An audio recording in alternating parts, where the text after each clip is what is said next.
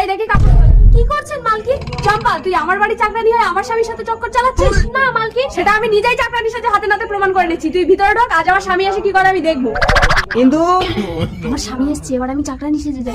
বাবু, তুই বাবা, আমার বউ তো চাকরানি গুলো নকল করে আমার পরীক্ষা নিচ্ছে, ঠিক আছে? কি ভাবছো মালিক? তোমার বউ এই ঘরে ঘুমোচ্ছে, চল আমরা ওই ঘরে ঢুকে ধাপড় দুপুর খেলা করি।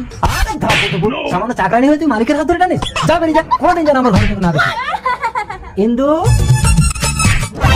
সর্বনাশ, আমার স্বামীকে সন্দেহ করে তো আমি ভুল করেছি। এই ওটা চাকরানি, কিছু করো না জানো?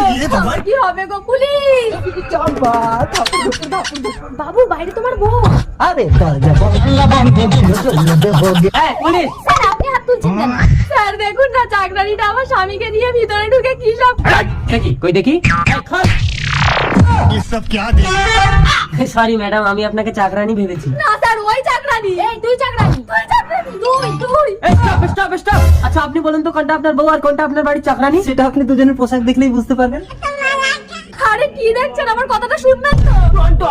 এই arrest him. Okay sir, arrest. আরে আমাকে না, ওকে। Sorry sir. আচ্ছা ঠিক আছে, আপনি বিশ্বাস না করেন ওর স্বামীকে ডেকে শুনুন। ওর স্বামীর কাছে শুনে কোনো লাভ হবে না। কেন? কারণ আমিই তো ওর স্বামী।